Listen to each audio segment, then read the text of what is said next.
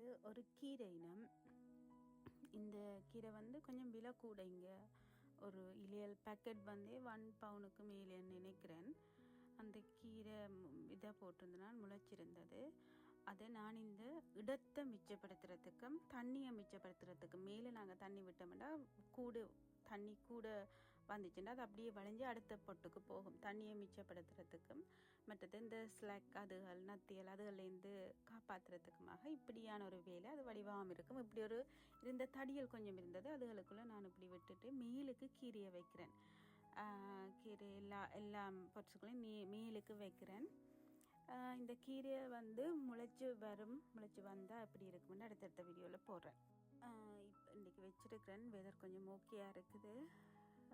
இது வந்து இன்னொரு 1 மந்த் ஆகும்னு நினைக்கிறேன். அதெல்லாம் அப்படியே முளைச்சி ஃபுல்லாக வாரத்துக்கு